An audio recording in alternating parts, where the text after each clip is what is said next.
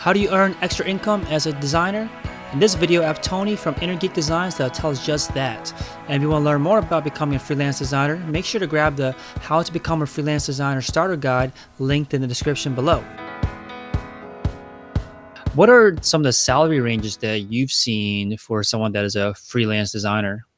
Salary, it depends on, location. I've seen it range between starting around 20K, 30K, and maybe 40K, and then going up from there. The ceiling usually hits around like 70K, and then you have to start getting into art director, creative director, and get into the director roles after that. Got it. So if you are working as a designer already, whether it's at a corporate gig or as a freelancer, what are some things that you see either yourself or others that in your space start looking towards to earn extra income as a designer?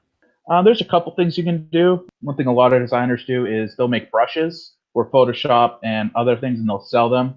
I forget the guy's name. I can't remember the guy's name anytime I try to think of it. But he recently just sold all his brushes, or his company got acquired by Adobe, and now all his brushes are the default Adobe brushes. They're some of the best in the industry.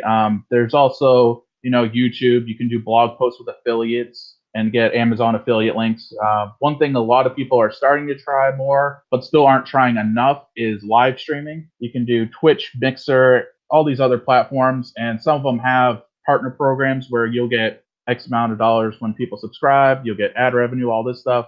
And it's something that I think designers should check out more and start doing more. I like that live streaming. So they're live streaming like tutorials or them creating designs, or what you've seen people doing? If you go on Twitch, there's a whole creative directory, and it can range from people painting to designing, programming, and they'll just sit there and work and communicate with the chat and build a community while they're working on this stuff. And there's a good chunk of creative streamers that are partnered now. So Cool. And do you need like a business license you start freelance design? Like what's the legal kind of documents or things you get in place to begin down this path? You don't, but you should, just because of legality. If anything happens, you should at least have an LLC, just so if anything goes wrong, terribly wrong, you're not going to lose everything. You're just going to lose whatever the business has.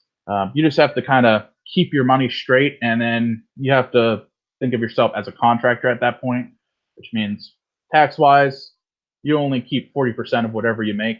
Those are kind of things you have to think about, but you should at least have an LLC. You don't need to have a business license, but I'd recommend that. Awesome. So you mentioned the brushes. I think that's an awesome story of someone spending time building these brushes and then getting it acquired by Adobe. Any other kind of projects that you've seen that other designers build, like products specifically, that they'll be able to build and move more towards product, I guess, based business rather than like service based? Yeah, you can do ebooks. People have been popular with ebooks.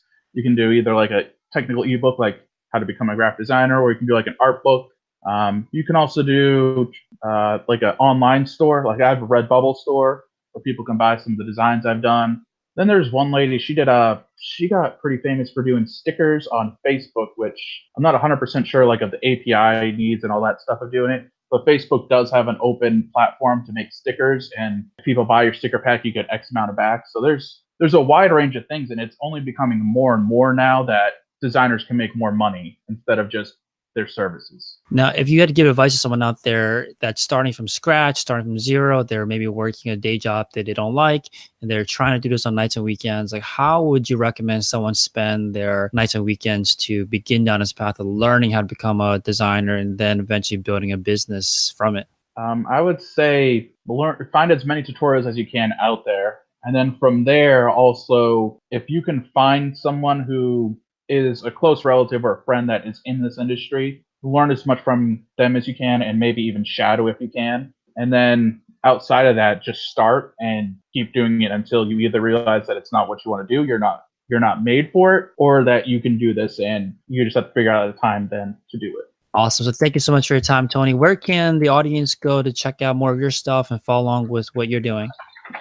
You can visit my website at innergeekdesigns.com, and then you can find me pretty much at every social media at innergeekdesigns. Awesome. Thanks, Tony. Thanks for watching. If you want to learn more about how to become a freelance designer, make sure to grab the How to Become a Freelance Designer Starter Guide linked in the description below.